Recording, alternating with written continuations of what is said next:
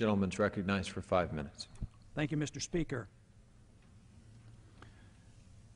I rise this evening to announce that I introduced some legislation today dealing with the calamity that we have found at our airports with TSA. Something has to be done. Everybody's fed up. The people are fed up. The pilots are fed up. I'm fed up. You know, I've come to this floor many times over the past many years and complained about the terrible foreign policy we've had, the terrible monetary policy we had, the excessive spending and the debt, and also the tax policy.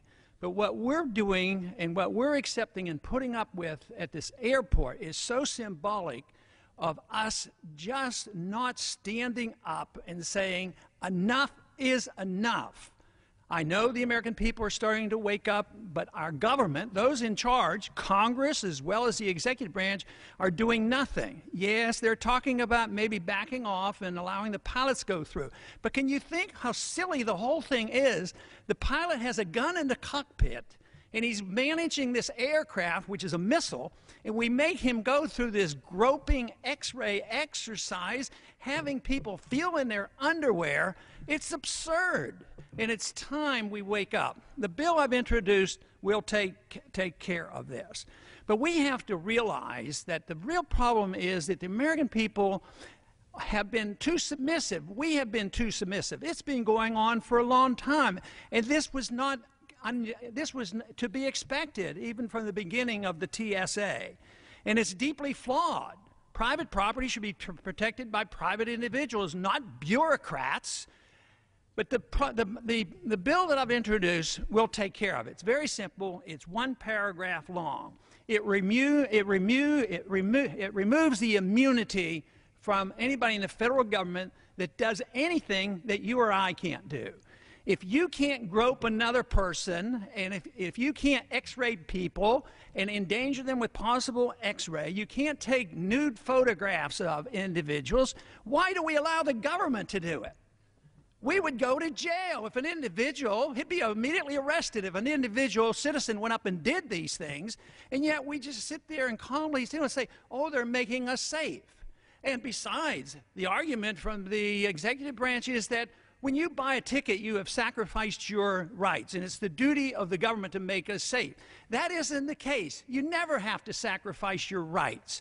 The duty of the government is to protect our rights, not to use them and do what they have been doing to us. The pilots, hopefully, will be exempted from this. But another suggestion I have that might help us, let's make sure that every member of Congress goes through this. Get the X-ray, take a look, and make them look at the pictures, and then go through one of those groping pat-downs. And then I think there'd be a difference. Have everybody in the executive branch, anybody a cabinet member, make them go through it and look at it. Maybe they would pay more attention. But this doesn't work. This is not what makes us safer. This is preposterous to think that the TSA has made us safer. You know, when you think about it, if you look at what's happened over the past 10 years, during this last decade, we lost 3,000 on a terrible, terrible day for America.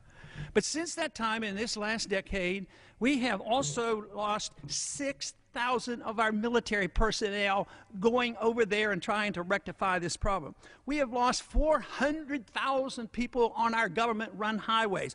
We have lost 150,000 individuals from homicides. So I think there's reason to be concerned, reason to deal with this problem. We're not dealing with it the right way. We're doing the wrong thing. And groping people at the airport doesn't solve our problems. What has solved our problems basically has been that they put a good lock on the door and they put a gun inside the cockpit. That's been the greatest boon to our safety. Safety should be the responsibility of the individual and the private property owner. But right now, we assume the government's always going to take care of us, and we are supposed to sacrifice our liberties. I say that is wrong. We are not safer, and we also know there are individuals who are making money off this. Michael Chertoff. I mean, here's a guy that was the head of the TSA selling the equipment, and the equipment's questionable. We don't even know if it works, and it may well be dangerous to our health. You know, the way I see this, if this doesn't change, I see what has happened to the American people is we have accepted the notion that we should be treated like cattle. make us safe, make us secure, put us in the barbed wire, feed us, fatten us up, and then they'll eat us. And we're a bunch of cattle, and we have to wake up and say, we've had it.